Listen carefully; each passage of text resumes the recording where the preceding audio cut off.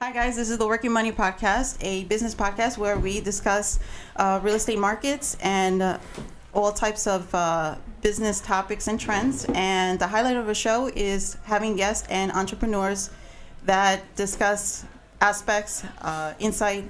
And today we have our great guest and host, Roxanne.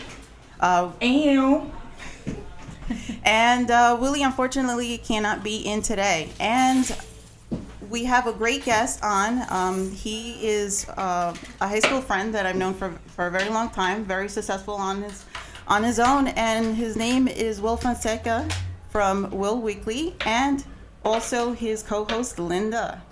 Hi, guys. Thanks for having us on the show. I'm so happy to be on the show. Let me tell you, I haven't been on a radio show in forever. I used to have my own radio show back in college, and just being in this atmosphere here, in this radio station here, it just brings back memories. I'm very happy to be here. Thanks for having us on the show.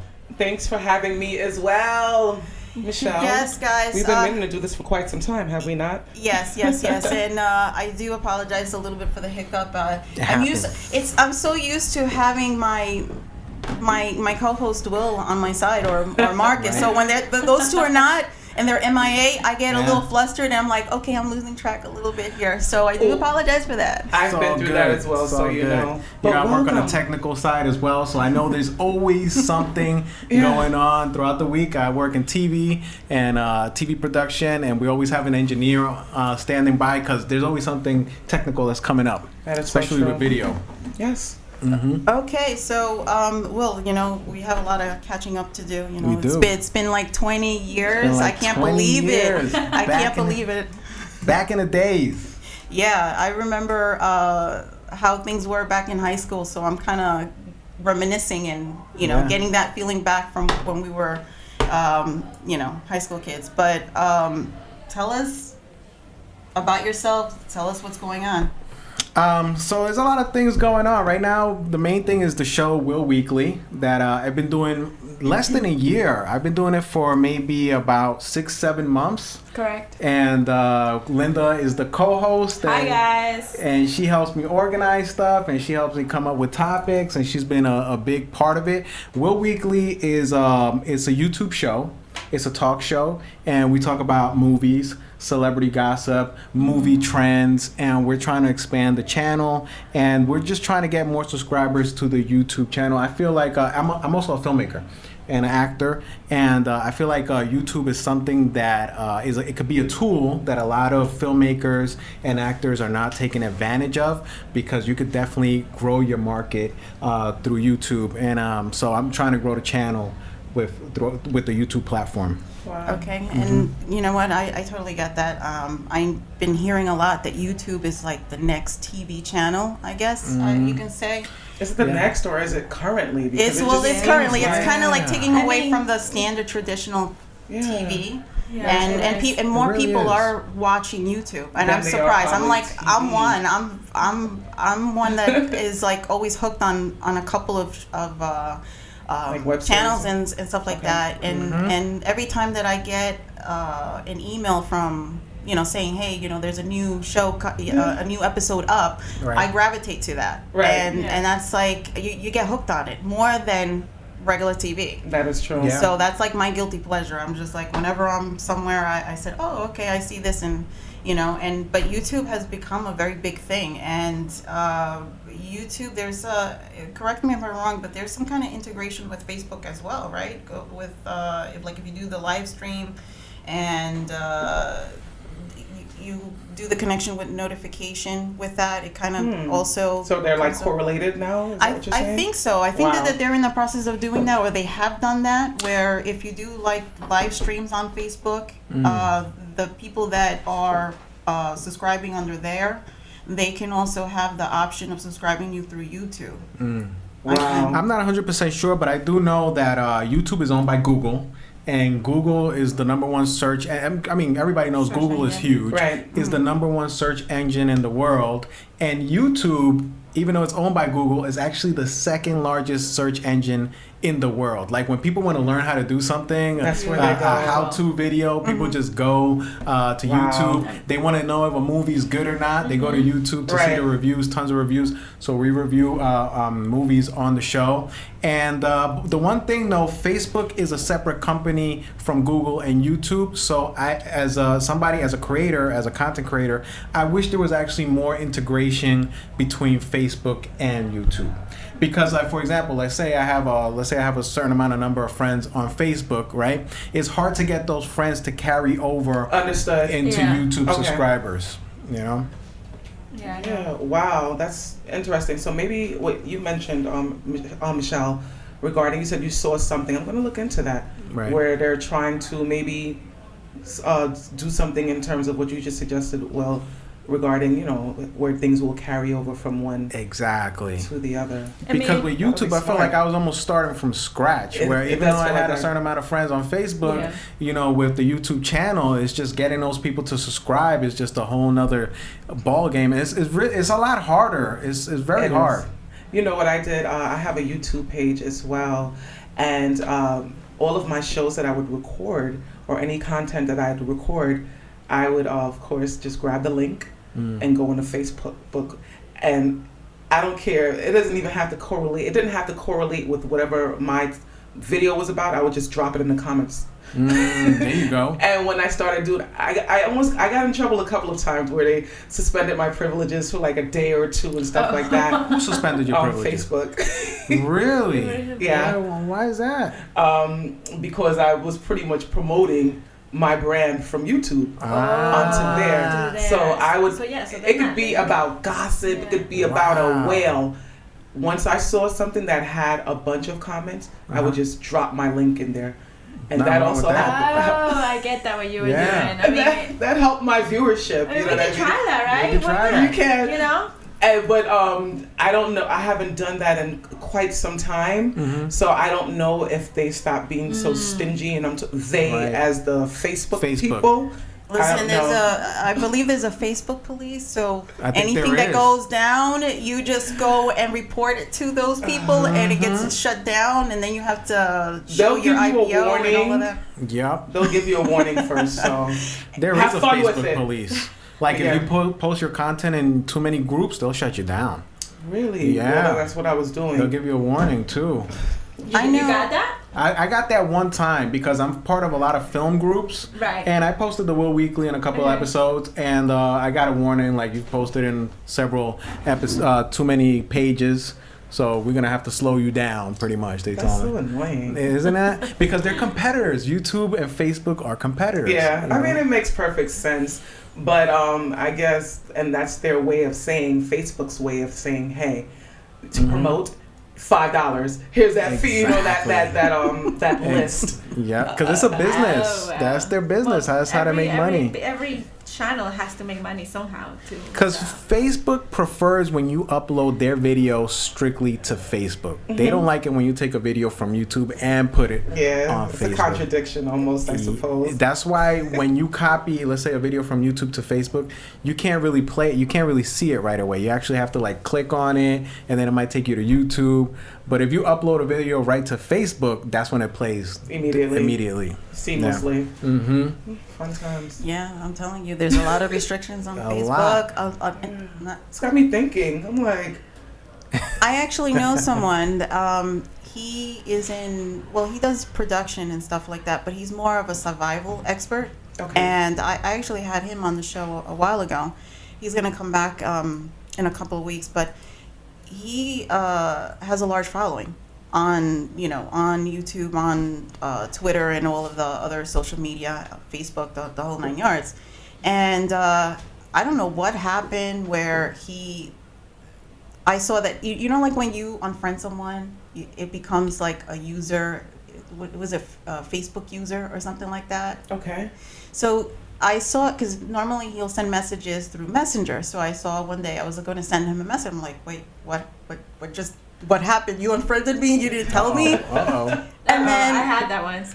Yeah, it's I had people unfriend me. Well, I do that too, but I had somebody tell me that She did it on purpose. Oh, my Purposely, she God. unframed me because Oh, she my was God. like too tired of seeing all this stuff that we post. So Oh, she was no. getting jealous. That is a hater. Yep. Drugs. Hater. That was a and hater. She literally That's a told me. hater. So she got caught with that. But she was honest about that. She you was know? honest. She was like, I was She being is a friend of hater. mine. She is. From back in I'm the day, tired right? of But we seeing can go all back that. at this story. No, but you know what? No, his was it wasn't intentional. What happened was that he was posting so much stuff that Facebook just pulled it down. Wow. He pulled down his page, his profile Oh, page, wow. and then he said Damn. that he had to show proof that he is that person because Wow. of so many people that were going to, because he has YouTube videos. Okay. And you know, all he talks about is survival techniques, tips, and things like that. And he has a large following. So basically, you know, he posted so much stuff, and people are following him that Facebook were like looking at sideways and say, "Wait, hold up a minute." So they shut it down, and I didn't know what was going on until he came back like 2 days after. And then that's where he told me, he's like, "Oh, you know, this is what happened. I had to show proof that this is me so I can put it back up on, because they had it shut down for like 3 days." Wow. Like a security measure. I in a guess. way. And he's What did he have to prove though? Like, It's probably conflict of interest too, because they probably don't want somebody to be so much follower on Facebook. Yeah. And maybe like, I don't know. Like- I feel like maybe Facebook feel like threatened by that. Like posting by so much other YouTube people's stuff. success. Yes. well, that's part of his, you know, that's part of his brand. His brand is That's true. talking about, you know, you know, he was in the military for, you know, he's a veteran. He's been in the military for like 16 years or so, something like that. And he took what he learned from there and just grew an empire. He branded himself. Wow. That's around really that. interesting. And he has Yeah. his own radio. He has Wow. his magazine. He does all his stuff, and he also does films. He's like trying to get into more films and a TV show. He actually posted, and he even told me on a private conversation that he was being interviewed for some reality show, Kicking and Screaming, I think it's called, or something I like feel that. like I heard of that. Yeah, and they actually recommended him, and he was, you know, he went for the interview, did well. Then, you know, something happened with the ratings or something, and they took the show off. Oh man. So that kind of sucked, because he was just like in the process of just getting there and Right. going on to Right. season 2, and then this goes down. But, you know, he's doing well all on his own. But you know, That's great. Getting back to It's a great story. But That goes to show, I think there's a niche market for anything that you do. Like if you have an interest, if you're expert at something, and Right. you put your content out there, you eventually will find your audience if you just keep at it. You just keep. It's a grind, you know. It is. One of the main things for me is like work begets work. If you're putting stuff out there, more opportunities will come your way. I think I saw some saying the other day where it's like opportunity is like a dancer. It likes to pick somebody that's already on the dance floor. that was me that posted That's you that. posted that? Oh, yeah. And I liked it too. And I was like, you know what? That is so good. Great wisdom. Word of Great wisdom. wisdom Will. by Michelle. By Michelle. Yeah. Michelle. I was like, I saw that and I was like, you know what? That's so That is good. so true, because that's one of like my main beliefs. That if you're putting stuff out there, more opportunities are gonna come your way. Well, for me, and you know, Willie and I are always talking about it. You have to think of what you really want and put it out into, you know, into the planet, and eventually it'll come back to you. Exactly. But it's not just putting it out there. You also have to put in your time and dedication to it 24/7. That's why I'm always 24/7. talking about hustle, hustle, hustle. Right. It's because of that. I mean, you can do your day to day, but also do the other things that you enjoy doing, your passion. And, you know, your passion will lead into something else. And I truly believe that if you put in your time, your dedication, you know, that will take you far. And it's just a matter of, you know, making those connections. You Yeah. connect with positive minded people, that, you know, that also contributes to your success. And empowering other people as well. You know, you're in a journey, you're trying to do something for the best for yourself, but you also want to see other people do good too. And Some people. deserving people. Deserving people, because some people, they like to take advantage or they want to do shady stuff. Those aren't the people. I just leave them onto the side and just move on. But the ones that genuinely, that you know that they are truly trying to get out there and do their thing, I don't mind going and helping them out and trying to do something to help them along the way. Those are the people that I enjoy working with. It's part of it's part of my nature, and those are the people that I gravitate to. And those like-minded people, those are the ones that the energy is always there, and it just helps grow everybody. That's true. That makes sense. No, I totally agree. I feel like anything in the arts, whether it's filmmaking, whether it's radio, is such a collaborative effort.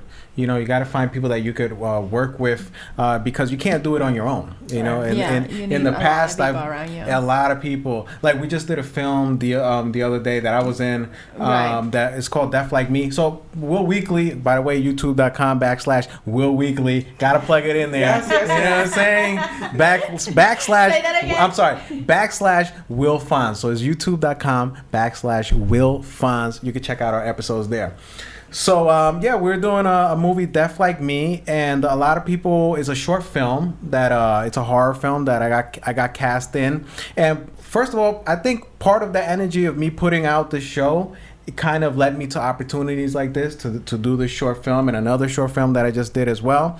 And when you do these short films, you see that a lot of people in these projects, they're just trying to help each other out. This is not a big Hollywood movie with $100 million budget. Right. These are people that have a vision. They have a script. They believe in the script. They're trying to get together, actors, camera people together to make this happen. Editors, all of that. Exactly. Right. And they that's all how work as a team. I mean, these people were helping each other for no money back. It's just basically to be part of it and to contribute, you know, and get their experience as well. Because I mean, let's say for instance that particular project really excelled or blows up. You know what I mean? It's good to say, hey, I was part of that. My resume. So yeah, and you never know where these films are gonna go. Sometimes people do small projects and they become huge success. Results. Exactly. Like Will Weekly is all about movies, and we talk about movies all the time.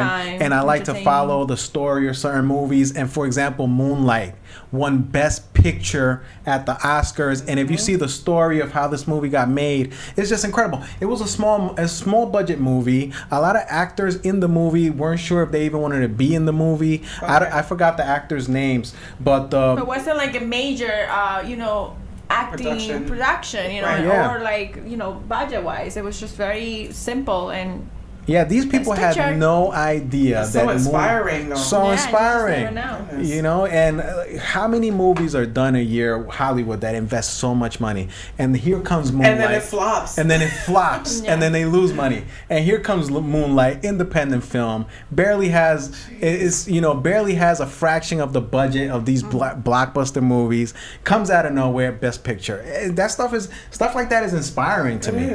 Look, talking about that and talking about horror movies, Halloween was like that. Halloween started out as a low budget movie. Yeah. The director in the movie didn't think that it was going to become so successful because it was just like low budget. They wanted to just do this what they call a B movie. Right. B-movie. And and to the point that the budget was so tight that they didn't have for the costumes, so they had to go to a local shop, get the mask. It was what's his name, Captain Kirk mask, and they painted it and all that, and then that's what they use, and that's the iconic Michael Myers. Iconic. And it's a Captain Kirk like mask. Yeah, I never knew that. Yeah, and that's what they basically used. And they went around. They filmed. I don't remember if it was actually in Illinois that they filmed, but they went around. They did the film. The first take wasn't so popular, but the second time around, when they went back and they reintroduced it, it became a genre for horror films because there wasn't really horror films like those slasher movies. Right. So that was the start of horror films. And then you go back to the first one. Wow. Yeah. After the movie's been reintroduced, you go back to the first one. So now you're making money. You just resuscitated a dead animal almost. Yeah. You know what I mean? Mm-hmm. Yeah, they create whole franchises off of this. Yeah, and then you have Nightmare on Elm Street came right after that, and Friday the 13th was another one. Yeah. So I used to watch that this one, was Friday. the trailblazer to Right. to that. Exactly. Perfect term. Yes. And they did a Trailblazer. whole documentary about that. You know how this whole Halloween thing came into play. Because I always listen to documentaries, so I'm always It's fascinated about how like certain things got started. And and Halloween is one of my favorite holidays. So anything with Halloween, it's like. So I just kind of And those costumes are still selling. Yeah. When was Halloween first made? 1978. Wow. So if 78. you could go into a party, I'm certain that particular They're still costume, there. they're still selling. Yep. It's amazing. There's tons of stories like that in terms of Hollywood movies some movies that they just came out of nowhere. For example, also Rocky is a big I was one. just gonna say that. I was like, Rocky. he wrote Rocky. the script. He wrote the script. And do you know the story behind that one too? Yeah, like he wrote the script in a matter of 20 hours, right? He got the idea from watching Muhammad Ali fight somebody else, and he was a struggling actor. He couldn't get any parts. He did a lot of extra work, and he just decided to write his own movie. He had the script, but the producers in Hollywood didn't want him to star in the movie. Okay. They wanted to get like a famous actor. They just wanted to buy the script. And that's it. And leave Thank you him for out the of it, script. huh? Leave him out of Yeah, it. can But you he was imagine? like he was dead broke. He had to sell his Right. dog. He had to sell his dog. Are you serious? Yeah, he That's sold so his dog sad. for like some really small amount of money, so he could get some food to eat. And even being so broke, while they were offering him money, he turned it down for the script. Right. Because he said, you know what, I'm going to star in this How movie. much did he sell his dog for? It was like I think at that time it was like $75, $100. Like That $75. was back in the 70s. Yeah. And he cried. He literally cried because he loved that dog so much. He sold the wife's engagement ring at the time. He went and sold that that. too. Yeah, and he was he was very passionate, clearly. Very passionate. And I think he had an offer for $250,000, which was a lot back in the day, to get the script. And he said, "I want to star in it because this is my life. You don't know the struggles that everything that I went through is in this in this manuscript." Right. And basically from there, they kept shutting the door. And then finally, I think after a month that he thought he wasn't giving up, but he was just kind of saying, okay, maybe this is not for me. They called him back and they said, okay, we're going to do this, but we're going to cut it from 250,000. I think it was only 80,000 or 100,000, which was like less than what, and you can star in it. And he said, that's all I want. That I just want to portray myself because nobody else can. But he did that. a damn good job. Yeah. Amazing. I mean, that movie won so many awards: Best Picture, Best Directing, Best Editing. I have like the chills right now. Yeah, he ended up getting only $35,000 for that role. No way. Yeah, $35,000. Technically, for the first one. For the first one. But I'm certain things have changed after. Yeah. Oh, yeah. You know another story? Macy Gray. Oh, Macy Gray. Macy Gray. She would write music for people, and I'm saying all this to say, like, when you have a passion and you know how you want your project to be executed, Right. You don't care. You want to. Well, this is a similar story. A lot of people. She wrote for a lot of people, and they just didn't put that oomph into the music.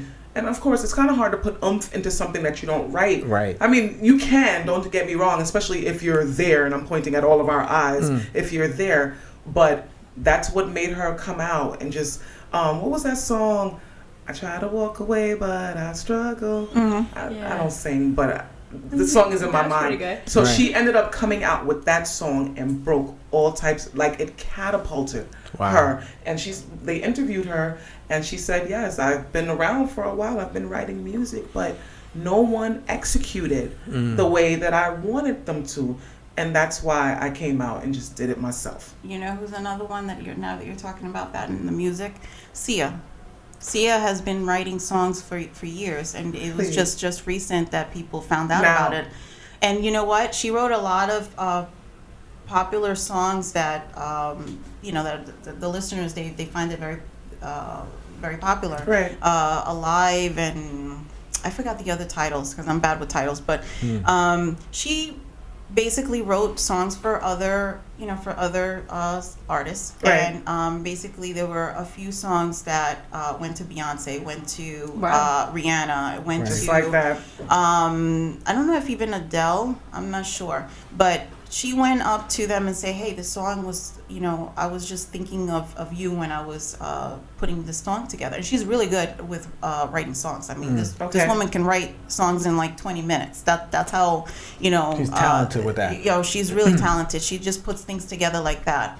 So anyway, they were like Rihanna, like a few times. She's like Diamond in the Sky. She actually one of my favorite songs. She picked in the world. Yeah, I love that song. She picked up that song, but the one I think called Alive, the one that's out now, I think it's called Alive. I'm not.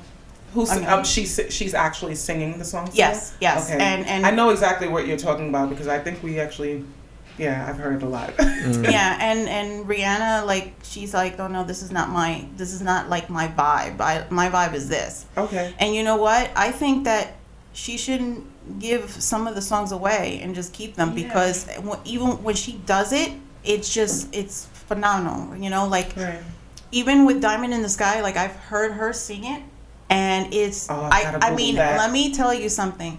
Rihanna is great. She's a great singer. And I think Rihanna did that. She did her thing with that song. But when you hear Sia do it because from the heart. Because she has this vocal thing that she does, because she has her own style. Each singer has their own style, and you can't knock their own style. Right. But when she sings some of these songs, oh my God, it's like it just fits her more better. Yeah, it fits that character. And she wrote it. She wrote it. When you write your music, I mean, you have a connection. It's no different than crocheting or braiding someone's hair or it's come being from a the stylist. Heart, from the soul. Yeah. So there's no one that's going to be able to do it better than you. That's why I feel like that's become a common story in music sometimes, where writers start to become artists themselves. I think Bruno Mars.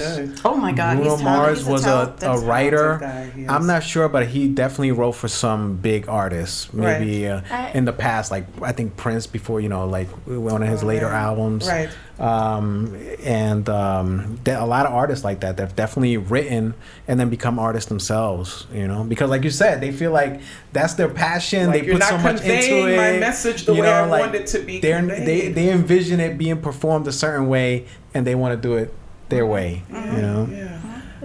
One of the stories that I also just heard really fast, the lady that sung all the music for Beauty and the Beast, the brand new movie, she cast years ago for the Broadway show as the main, opera singer. And she was trying to get cast? And now she's in the movie. Wow. Look at that. That was, I heard the story on the news one day. I don't remember her name, but I thought that was pretty, crazy, that's that you wanted that role in so the she Broadway got turned show. down for the Broadway show. Right, for the Broadway, which was on Broadway forever. And then, they stopped doing it. But and then now she's in this movie, and I'm sure she makes... And that movie's making a killing, by the way. When did it come out? Like last week or something? It came out 2 weeks ago, and it's been number one in the box office 2 weeks in a row. Very controversial. I remember reporting on my show about it because now it's geared towards the candlestick. He has there's I don't know how to say this, like some type of gay relations. It's not the candlestick. It's Pluto's best friend. Oh, because I'm like, is it the candlestick? Yeah. No, it's I forgot the character's names. There's this guy in the neighborhood. Gaston. Okay. Best friend. Yes. He thinks he's like the papi chulo. He thinks he's like the hot stuff in the neighborhood, and he has a best friend, but he's trying to go after Bella, but the best friend is kind of blocking him. So the best friend likes him. And the best friend likes him. The best friend is blocking him. Very obvious now. It's very obvious. Something that because Beauty and the Beast was my favorite movie I love Beauty and the Beast, and my kids loved it, and I have all boys, and I'm like, do we have to watch this again? Yeah. Right. So let me get this pretty straight. Much the exact same movie. This is like the adult version of Beauty and the Beast. No, this is not. This is the new millennium version. It's the new live action version of it. Yeah, they just really emphasize more that subject. But you in know it. what? I've noticed this. A lot of these cartoon movies back in the day have now taken a life of its own. Like the Snow White one, where Kristen Stewart, I think, was in it, or I forgot the title of it. Was it the actual movie that came out, or still the cartoon? Yeah, like they did like A remake. I wouldn't say a remake, but like I forgot what it's called. It's like when they A series? A sequel or? No.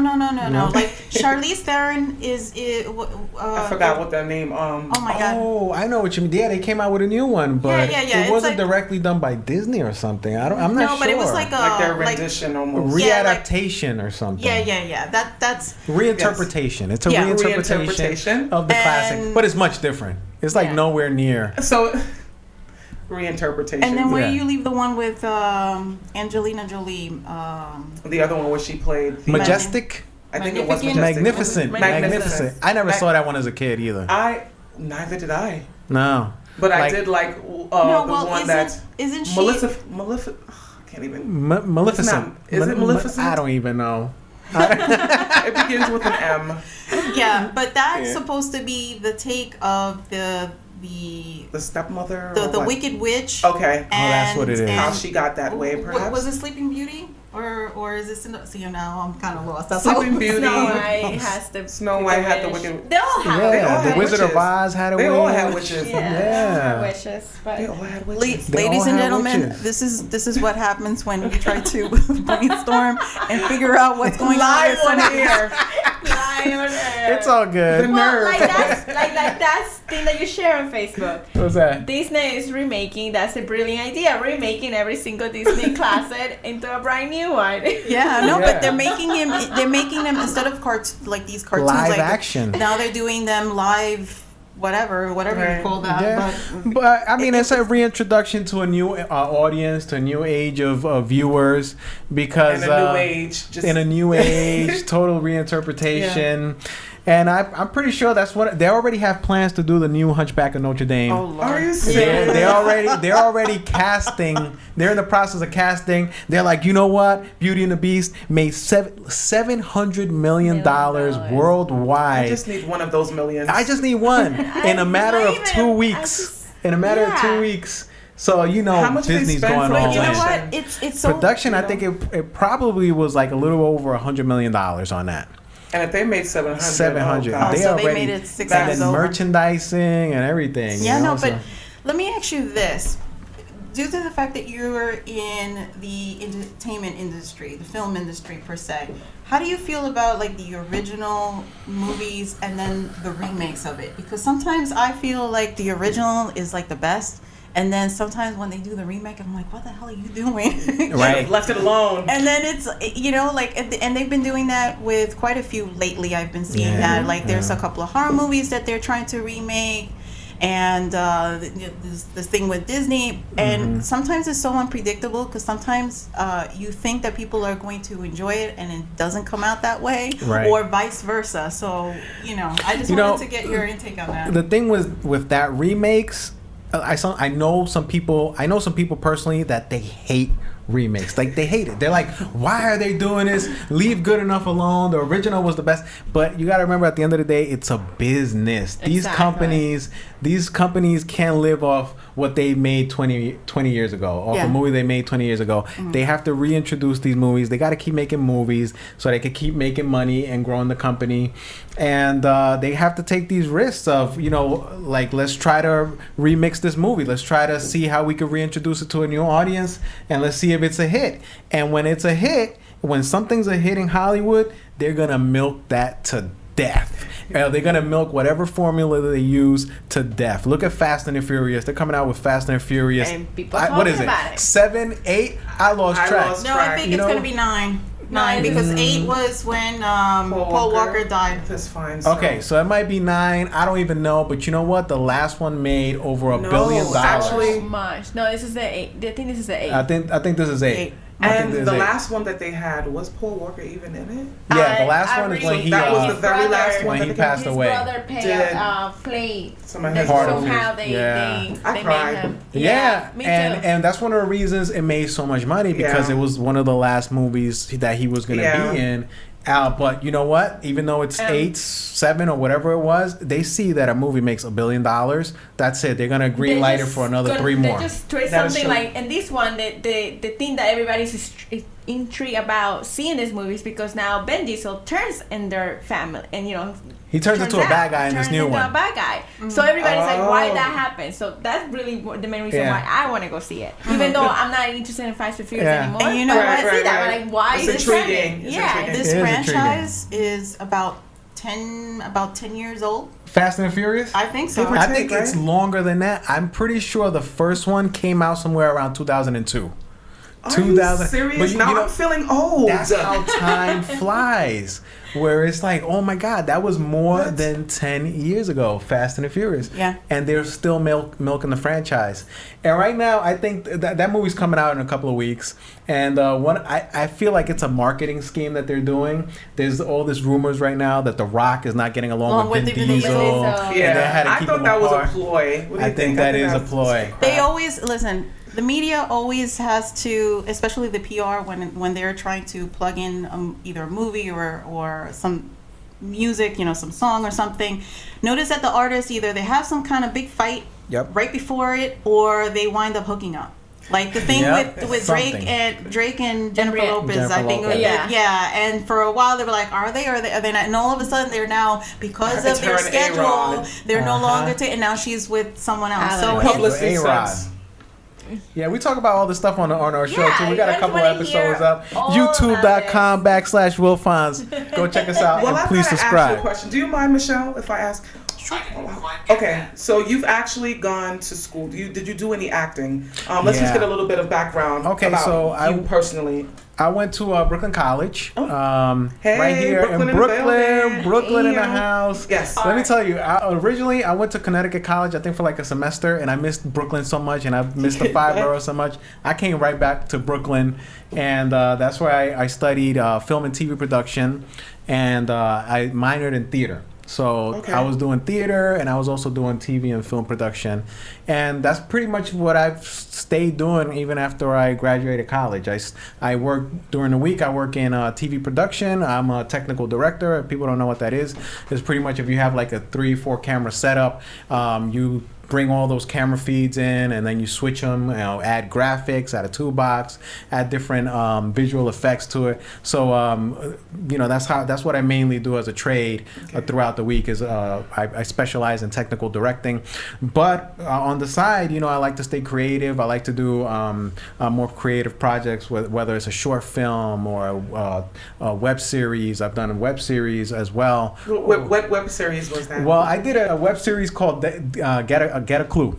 Get a Clue. Get a Clue. I did that because I always wanted to try doing different genres of different kinds of media. Right. So I did short films. I did a feature-length film that I'm gonna have on my YouTube channel up once I get like 1,000 subscribers. So guys, please subscribe. Yeah, that's why I'm trying to get these subscribers. Because one good thing about YouTube is once you get over 1,000 subscribers, you could actually rent out. You could rent. Let's say if you have a film.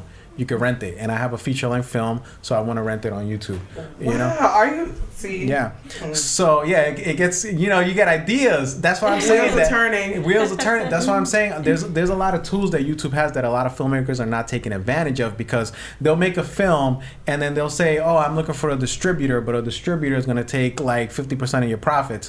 Where you can have YouTube, if you build your channel, like just get subscribers. Just get subscribers because that's when the ad revenues. Exactly. There's some people on YouTube making a killing. Let me tell you. I know. I have a few friends that are on right now as well. Really? That they've got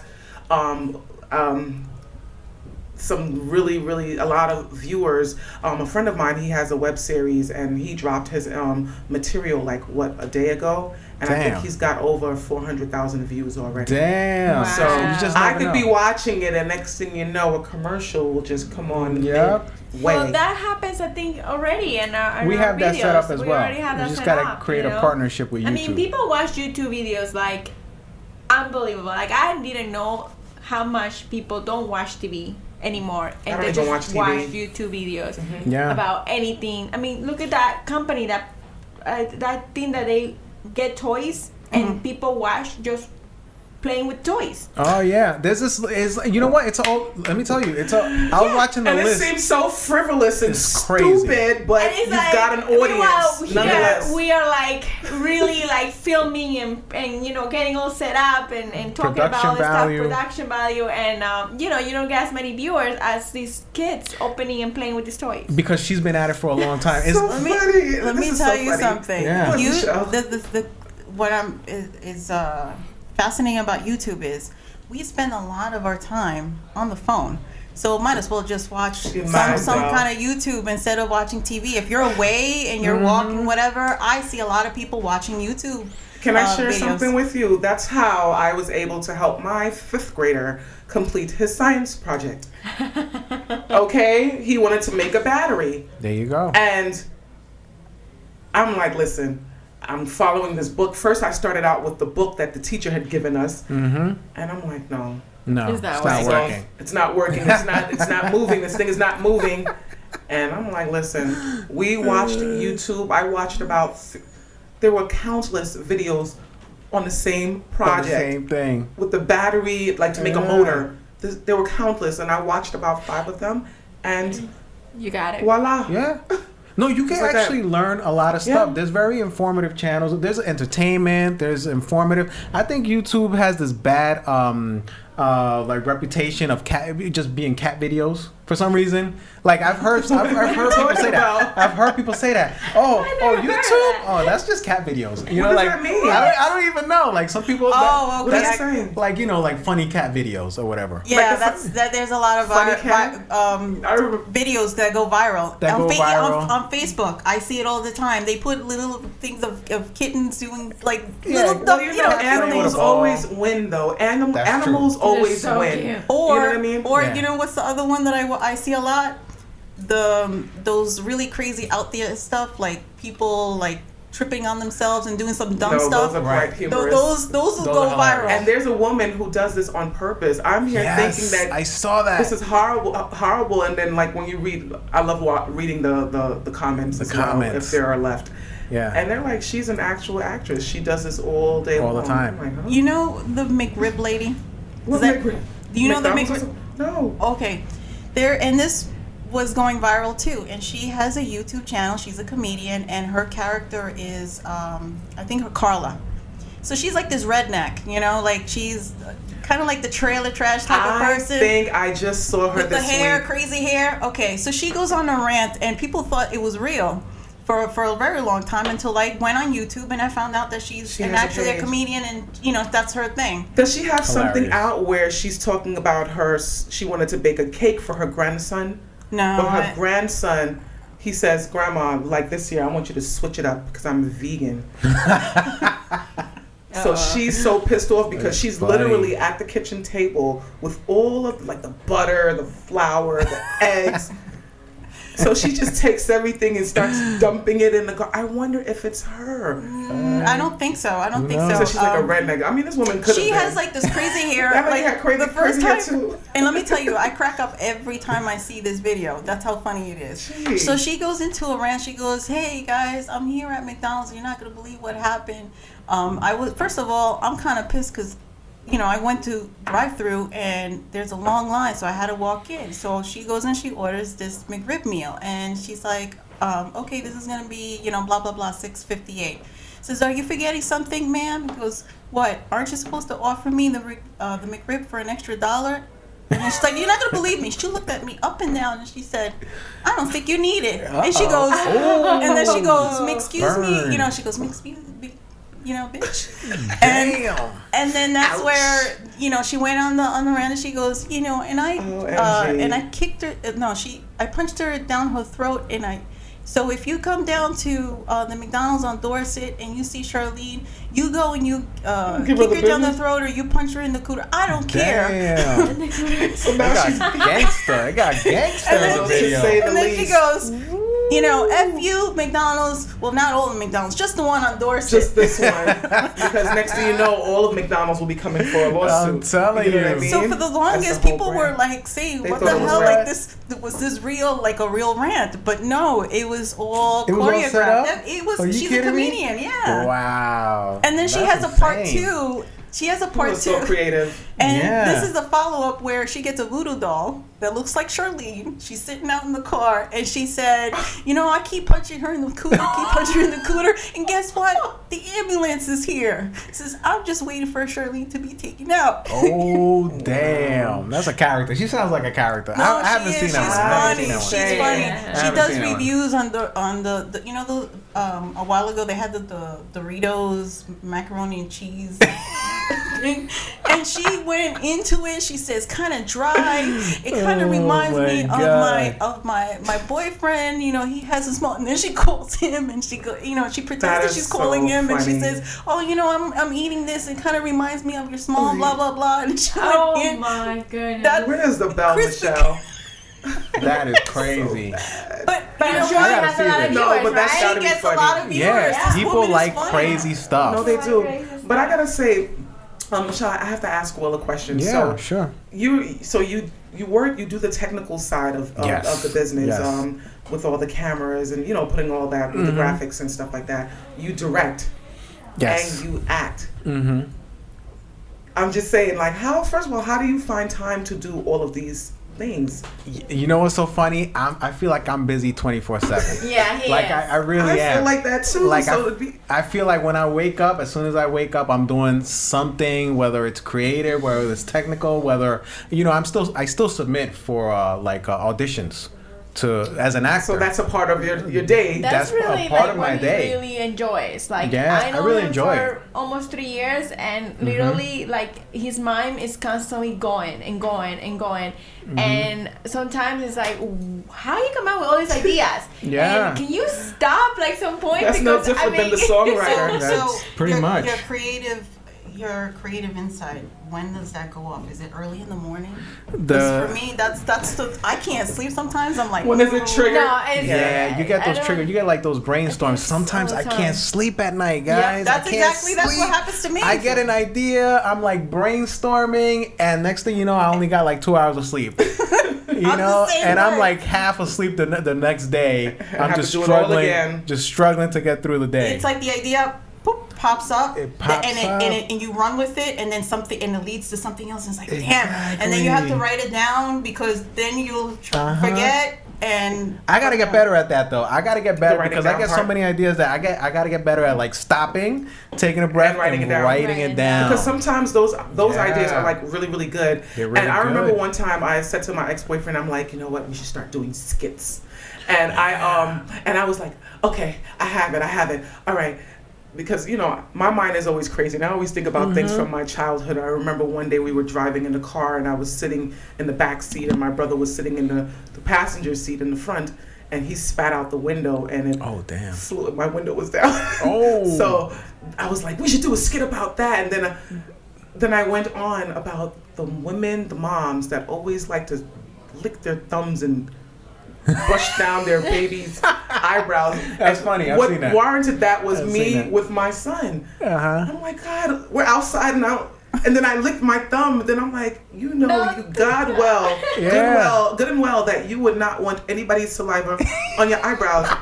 So moms do it. Look, I put my thumb down and I was like, stick out your tongue. And I dabbed my thumb with it. So I'm like, we should just do skits like this. But then I had so many other things in mind. So many projects. And I mentioned it, but I forgot.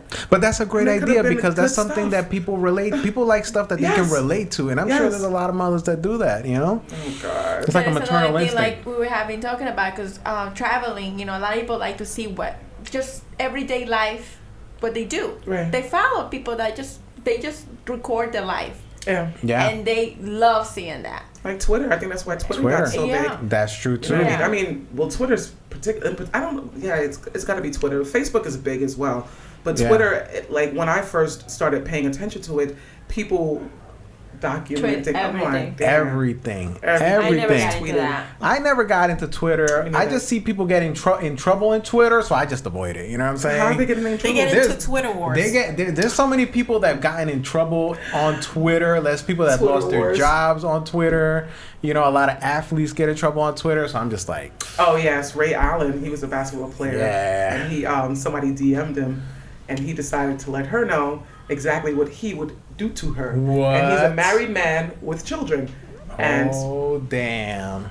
You can't but put that out there. With social media, I am so reluctant. I say, I even use my phone as a rule of thumb when I'm texting. Mm-hmm. This is a record. That is a record. It's no different. I tell my eldest son, who's going to be 20 soon, when he first got onto Facebook, like, listen, you're leaving carbon footprints everywhere. Exactly. So when you're saying all of this, come on. Yeah. You want to go to college, don't you? Let me tell you, I got to tell you, I'm so happy. I grew up in a generation where there wasn't any of this. I will drink to that. Because who knows, like when I was 17 or whatever, that might have been you. Who knows what the hell I would have been putting up. Who knows? I was a totally different person. That is true. You know, and like you said, that stuff carries on. But that stuff can affect their lives. Like you have a 17-year-old still reaping the repercussions for something that happens 5 years ago. You say you know something what? stupid, you say something ignorant. This is the crazy part.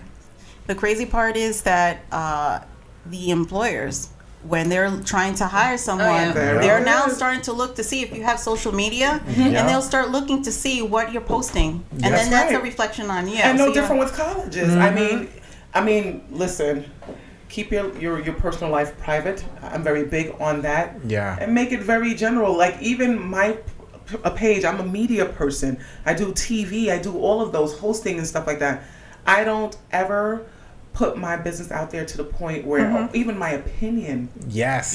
Even my opinion. I'm very low key about that because you never know who you may offend, and that will be the same thing that'll get you blacklisted in a whole industry. Without even realizing it. Some people may stop talking to you or something. Oh my God, let me be tell you careful. something. I've been looking at Facebook lately, and it's been a complete dramatic mess between individuals stop talking to each other. After this whole political fiasco that happened with, And we're still going through that, Michelle. Yeah. And it's a back and forth. You have the ones that are for him, that you have people against him, and then it's just becomes... And the people that were for him that are now against him. That are now against supporting their husbands. Oh, yeah. Yeah, it's just... Or losing medical coverage or whatever. Or that. It's the fiasco was just bananas. It's been crazy. And not only that, religious, where you leave the religious stuff, there's different religious beliefs. And then now there's a lot of back and forth in regards to that because of the whole refugee thing with the Syrians. Yes. And it's gotten to the point that, okay, we can agree to disagree, but it doesn't have to escalate to that point. It does just not. be neutral, just keep it so. And if you don't like what you're reading, just keep it moving. Exactly. And they make Do it you a have point to fight every fight?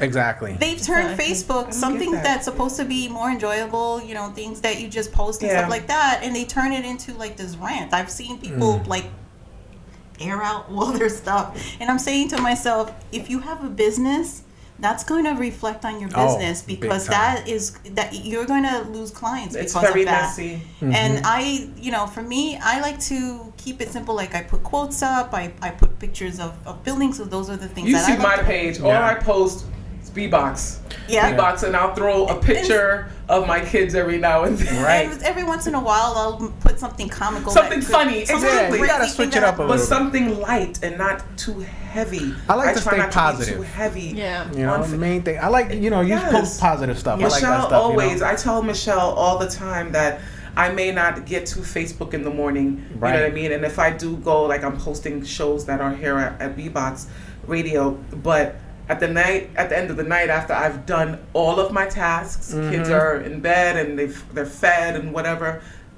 and I'm decompressing, then I'll see her quotes and I'm like, I should have read this earlier. I needed it. Yeah, no, I'm gonna start asking you to text them to me. I'm telling you, in the beginning of this show, I thought of a quote that she put up. The one that he tried to take credit for. No, I didn't. No. I said I saw it somewhere. I was like, kidding. I don't know where I saw it. I'm just kidding. It was from the wise Michelle herself. The young wise. The young wise Michelle. I put quotes up for this reason.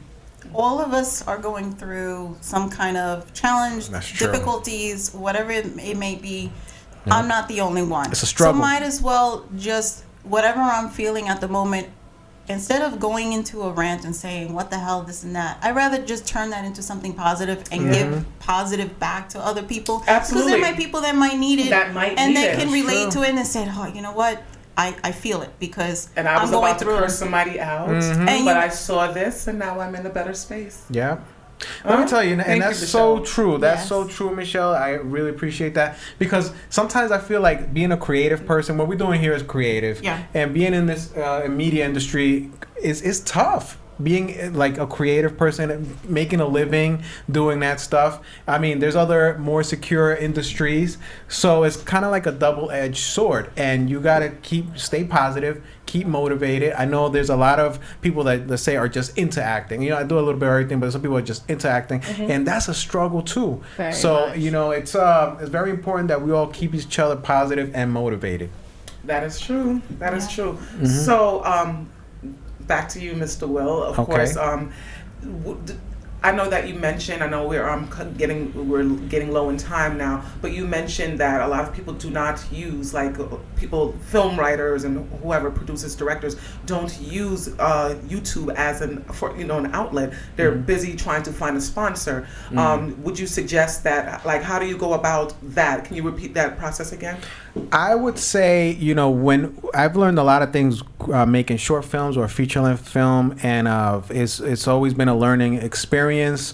And one of the main things is that you also got to remember it's a business as well. There's a lot of people that are creative, but they forget about the money aspect of it.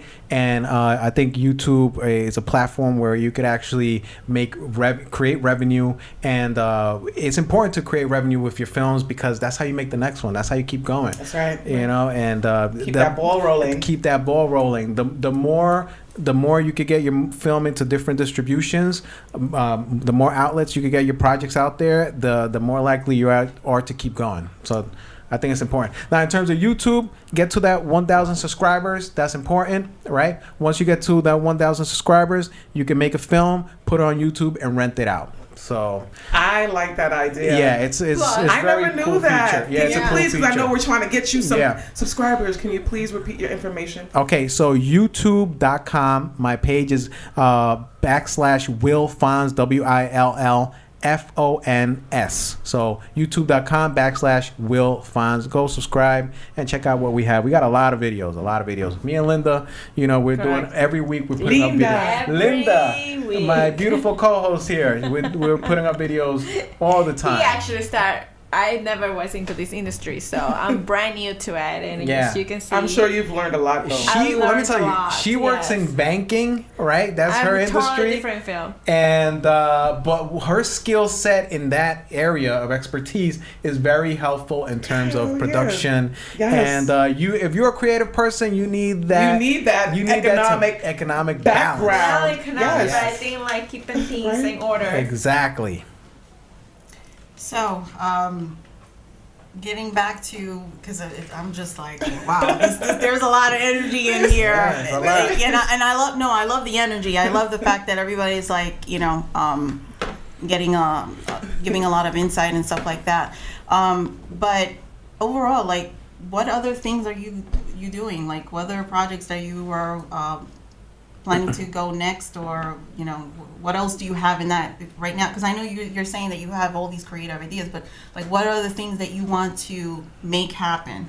Okay, so I made a feature film a couple of years back. I want to make sure that gets on as many platforms as possible. Okay. Because right now I feel like it deserves a home where anybody could just go and watch it, right? It was in film festivals, and then it kind of ended there. So I want to get distribution for that. I'm also writing another film What I'm trying to decide if it's going to be a feature or short. And I just acted in a couple of more projects, so I just want to keep getting more acting work as well. Okay, so now in regards to that, I think I know of someone that I can connect you with that is in production per se. She's the connect. Oh, there you go. Do the actually, no, he's a good friend of mine. He started this company not too long ago, and they distribute to Netflix and things like that. That's what's up. Like distributed. So I told him that I wanted to introduce you guys. He's all for it. So. I got you there. That sounds awesome. Thank you, Michelle. Really appreciate it. So, apart from YouTube, where can our listeners also look for you? Like in social media? On like social media, I'm on Instagram, Fons5, F-O-N-S. Nice. 5. And on Facebook, Will Fonseca. You can just find me.